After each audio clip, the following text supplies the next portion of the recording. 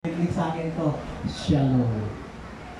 Ang Diyos ng kapayapaan ay laging sumayo. So guys, ko pong maunawa natin ito. Itabuhin nawa ni Jesus ang puot sa ating mga puso. Amin po ba tayo doon? Itabuhin nawa ni Jesus ang ating puot sa ating mga puso. Ika-apat and last. Selfishness. Ano pong Tagalog nito? Pagka makasarili. Wala sa PCMA niyan. Amen. Amen. Amen. Wala sa pag-ibig yan. Sapagkat tayong lahat dito ay nagtutulong-tulong. Amen. Kahulugan. Kapag ang pagkamakasarili ay pinitira natin sa templo ng ating puso, una, masisira hindi lamang ang relasyon natin sa Diyos, naging relasyon natin sa ating kapwa. Bakit po? Hebreo 12:14. Ano sabi doon? Mamuhay kayong kasundo ang iyong kapwa. Mamuhay kayong makasundo ang iyong kapwa at mamuhay ng may kabanalan. Na kung hindi kayo mamumuhay ng ganito, sino man hindi makapapasok sa amin. Diba? Nakakalungkot. Kristiyano tayo, di ba? Tapos makasarili ka. Kahulugan.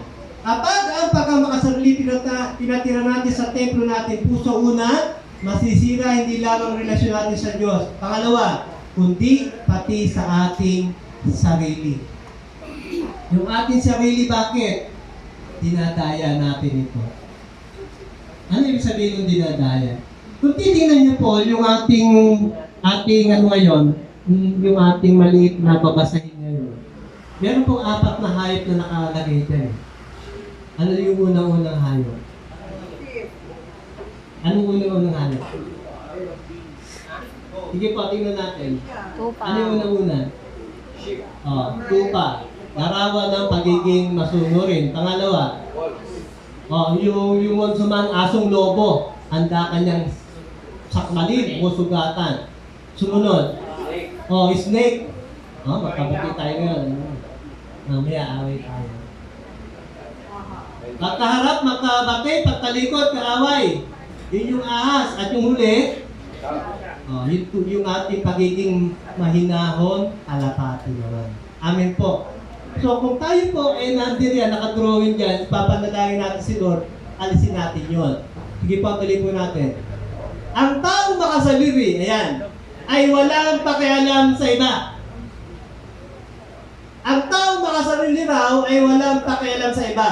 Kaya naman ang iba'y wala rin pakialam sa kanya.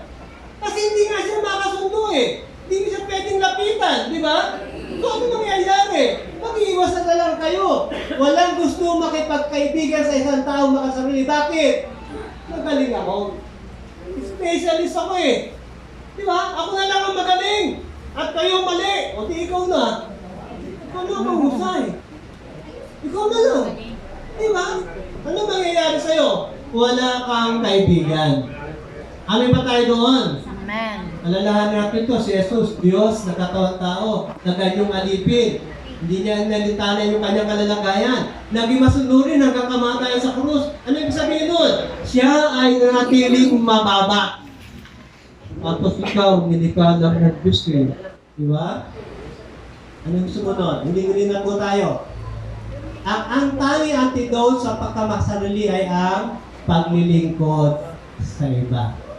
Makita natin nawa, yung mata natin buksan ng Diyos, na makita natin yung pangangailangan ng iba, huwag lang yung ating sa sarili. Itaboy nawa ni Jesus ang pagkamakasarili sa ating puso at matutunang makita ang pangangailangan ng iba. Amen po ba tayo doon? Amen. So, i-recap po natin. Ano yung mga dapat tatanggalin? Ano yung mga dapat tatanggalin?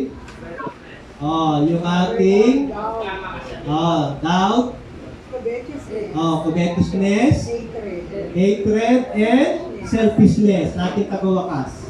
Yan, ating pagwawakas. Magsagawa tayo ng self-cleansing o self-care. Naalisin ng Diyos ang mga pangit na pag-uugali na nariyan pa sa ating mga puso. Kalawang Korinto, Kapitulo 13, talatay 5, ganito ang sinasabi. Hindi mo ba alam? Sa nakataon mo na. Yan na tayo magwawakas. 2 Corinthians, 5, sir. 13 verse 5. sabi po dito, subukan ninyo Yan. ang inyong mga sarili kung kayo'y namumuhay ayon sa pananampalataya. Amen. Suriin ninyo ang inyong sarili. Hindi ba ninyo nalalamang nasa inyo si Kristo Jesus?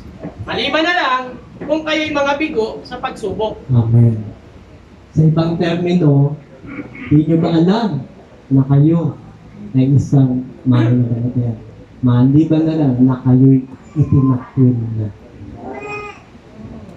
Ano yung gusto nyo termino? Yung pinasa ni Kuya Ed, yung termino ng King James na tayo'y itinakwil na. So, sisiyasatin po natin ngayon kung tayo nga ba ay kaya na natin magpalinis sa harapan ng Diyos. Meron na bang malinis dito ngayon? Lahat tayo malinis sa harapan ng Diyos. Amen po?